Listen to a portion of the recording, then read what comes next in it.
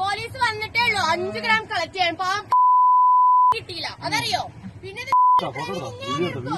നിന്റെ ഫോൺ ബാക്കി ഞാൻ നോക്കിക്കോളാം. ഓക്കെ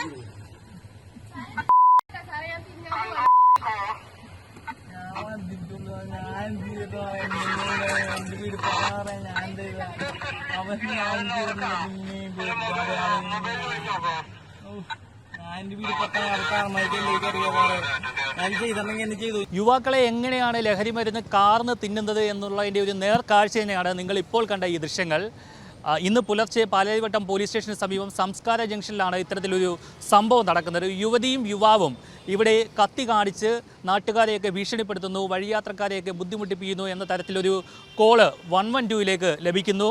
തുടർന്ന് ആ വിവരം പാലാരിവട്ടം പോലീസിലേക്ക് കൈമാറുന്നു. പാലാരിവട്ടം SI മിഥുൻ മോഹനും സംഘവും സംഭവ സ്ഥലത്തേക്ക് പോകുന്നു. അവിടെ എത്തിയപ്പോഴാണ് യുവതി യുവാവും നടു റോഡിൽ ആളുകളെ ഭീഷണിപ്പെടുത്തിക്കൊണ്ട് കത്തിയൊക്കെ കാണിച്ചുകൊണ്ട് അവിടെ നിൽക്കുന്നത് കാണുന്നത്. തുടർന്ന് പോലീസ് വളരെ പണിപ്പെട്ടാണ് ഈ യുവാവിനെ കസ്റ്റഡിയിലെടുക്കുന്നത്. ഈ യുവാവിൻ്റെ പേര് പ്രവീൺ എന്നാണ്. ഇയാൾ ലഹരിക്ക് അടിമയായിരുന്നു എന്നാണ് പോലീസ് പറയുന്നത്. പാലാരിവട്ടം സ്വദേശി തന്നെയാണ്. ഈ യുവാവിനൊപ്പം ഉണ്ടായിരുന്ന യുവതിയുടെ പേര് റിസ്ലി എന്നാണ്. 23 വയസ്സുള്ള ഈ റിസ്ലി കോഴിക്കോട് സ്വദേശിനിയാണ്. കോഴിക്കോട് സ്വദേശിയായിട്ടുള്ള സുഹറയുടെ മകളാണ്. ഈ സുഹറയും ഭർത്താവും മകനുമൊക്കെ ഏറെക്കാലമായി ഗൾഫിൽ തന്നെയാണ്.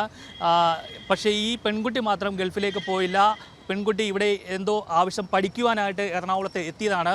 പക്ഷേ ഇവിടെ എത്തിയപ്പോൾ തന്നെ പലവിധ കൂട്ടുകെട്ടുകളിൽ പെട്ട് വഴിതെറ്റിപ്പോയി എന്നാണ് പോലീസിന് മനസ്സിലാക്കാൻ കഴിയുന്നത്. അങ്ങനെ ലഹരിക്കടിമയാണ്. നിരവധി കേസുകളിൽ പ്രതിയാണ് ഈ റിസ്ലി എന്നാണ് പോലീസിന് മനസ്സിലാക്കാൻ കഴിയുന്നത്.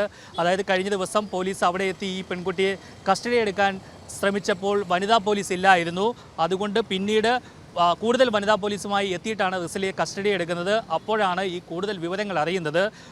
എറണാകുളം നോർത്ത് പോലീസ് സ്റ്റേഷനിൽ ഒരു NDPS കേസുണ്ട്.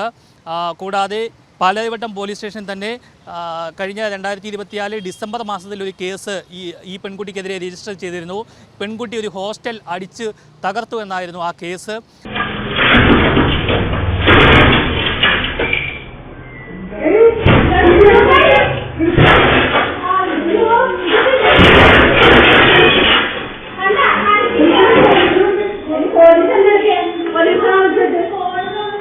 എന്തായാലും കഴിഞ്ഞ ദിവസം പോലീസ് വളരെ പാടുപെട്ടാണ് ഈ യുവതിയെയും യുവാവിനെയും കീഴടക്കിയത്.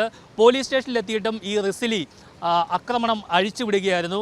പോലീസിൻ്റെ കണ്ണ് വെട്ടിച്ച് പുറത്തേക്ക് ഓടാൻ ശ്രമിച്ചു. ഈ സമയം ഇത് തടയാനെത്തിയ വനിതാ സിവിൽ പോലീസ് ഓഫീസറായിട്ടുള്ള നസീറയുടെ മുഖത്ത് അടിക്കുകയും ചവിട്ടുകയും ഒക്കെ ചെയ്തു. തുടർന്ന് ഇവർ ഇപ്പോൾ ആശുപത്രിയിൽ അഡ്മിറ്റാണ്. അത്തരത്തിൽ വലിയ രീതിയിൽ ആക്രമണം അഴിച്ചുവിടുകയാണ് ചെയ്യുന്നത്. പോലീസിനോട് യാതൊരു വിധമായ സഹകരണവും ഈ പെൺകുട്ടി നടത്തുന്നില്ല. ചോദിക്കുന്ന ചോദ്യങ്ങൾക്കൊക്കെ തർക്കുത്തരമാണ് പറയുന്നതെന്നാണ് പോലീസ് പറയുന്നത്. ഈ പെൺകുട്ടിയുടെ മാതാപിതാക്കളെ ബന്ധപ്പെടുവാനുള്ള നമ്പറൊന്നും പെൺകുട്ടി നൽകിയില്ല. പിന്നീട് ഈ പെൺകുട്ടിയുടെ അതായത് റിസ്ലിയുടെ മൊബൈൽ ഫോണിൽ നിന്നും ഒരു സുഹൃത്തിൻ്റെ നമ്പർ എടുത്ത് അവരെ ഈ അറസ്റ്റ് വിവരം അറിയിക്കുകയായിരുന്നു. തുടർന്ന് അവർ പോലീസ് സ്റ്റേഷനിൽ എത്തുകയും ചെയ്തു. എന്തായാലും മാതാപിതാക്കളോട് ഈ വിവരങ്ങളൊന്നും ഇതുവരെയും പറയാൻ പോലീസിന് കഴിഞ്ഞില്ല. കാരണം അവർ വിദേശത്താണ്. ഇനി ബന്ധുക്കളെയൊക്കെ അറിയിക്കുവാനായിട്ട് അവർ ശ്രമം നടത്തുന്നുണ്ട്.